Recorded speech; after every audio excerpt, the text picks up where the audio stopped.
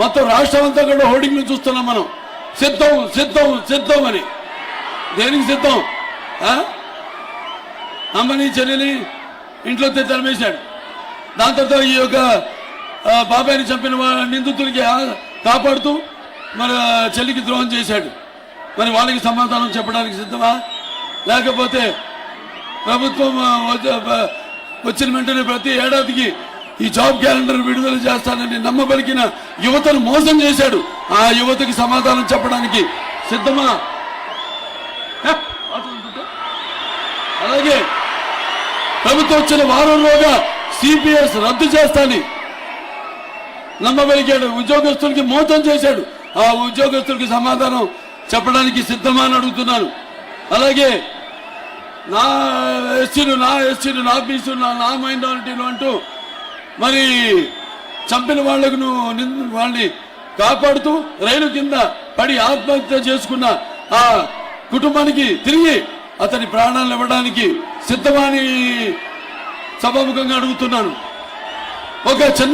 ఒక అబ్బాయి తన చెల్లిని వేధిస్తున్నానని అడిగితే ఆ పిల్లాడి మీద పెట్రోల్ పోసి తగలబెట్టిన ఆ కుటుంబ కన్నీరు తొడవడానికి సిద్ధమని అడుగుతున్నాను.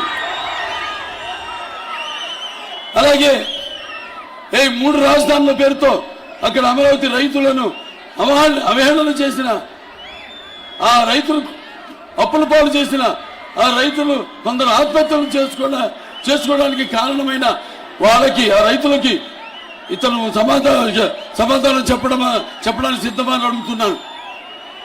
అలాగే ఈ యొక్క ఏదైతే వ్యవసాయ శాఖ ఉందో దాన్ని మూసేసి ఈ రైతుల ఆత్మహత్యలకు అప్పుల్లో మన దేశంలోని మొదటి స్థానంలో ఉన్న మన ఆంధ్ర రాష్ట్రం నిలబెట్టినందుకు ఆ రైతులకు సమాచారం చెప్పడానికి సిద్ధమా?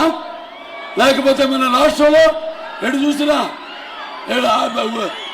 విద్యుత్ ధరలైతేనేమి, లేకపోతే బిల్లులైతేనేమి, ఆర్టీసీ రేట్లయితేనేమి, అటు డీజిల్ పెట్రోలు, అలాగే ఇంటి మీద ట్యాక్స్, నీటి మీద ట్యాక్స్, అలాగే ఆస్తి మీద పన్ను, అలాగే చివరికి చెత్త మీద కూడా పన్నులు పెంచేసిన మరి మీ అందరికీ సమాధానం చెప్పడానికి సిద్ధమా అని నేను అడుగుతున్నాను. వీటన్నిటికీ సిద్ధమా అని చెప్పండి. రారు, వాళ్ళ కోట నుంచి బయటికి రారు,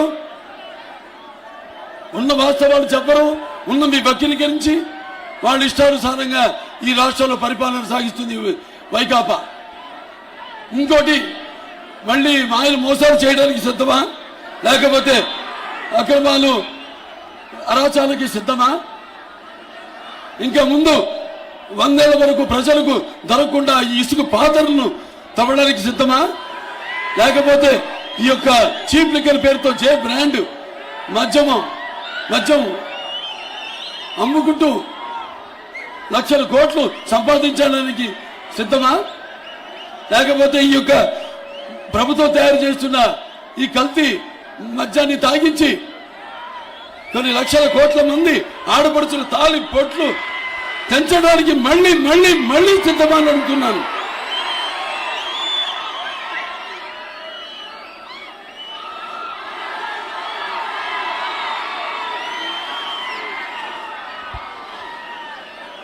తెలుగుదేశం ఆవిర్భావం నుంచి చూస్తే ఆనాడు రామారావు తెలుగుదేశం పార్టీని పెట్టి మరి ఆనాడు ఒక నూతన శకానికి నాంది పలికిన మహానుభావుడు, అలాగే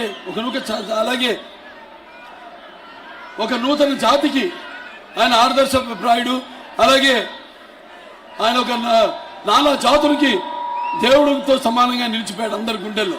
సమాజమే దేవాలయ ప్రజల దేవుళ్ళు, అందులో నేను ఒక అర్చకుణ్ణి అని చాటి చెప్పిన ప్రజలచే కొలవబడిన ఒక భగవంతుడిలా కొలబడిన మహానుభావుడు ఆయన ప్రజల సేవకే అంకితమై ఆనాడు మరి యువతకు ఆదర్శం, అలాగే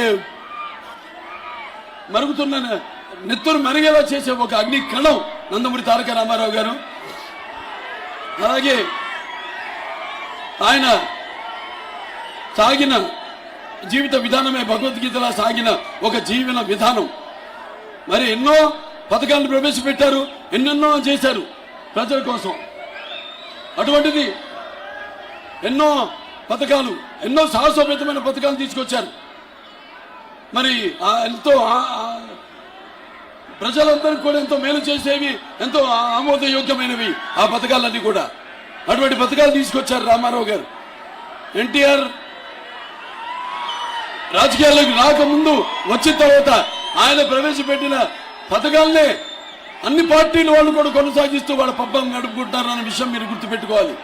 అందుకే ఆయన మరి ఆ పేదవాడి ఆఖరి తెలిసిన అన్న ఆయనే, లేకపోతే జనం భవితకు భరోసా ఇచ్చిన నాన్న ఆయనే. అలా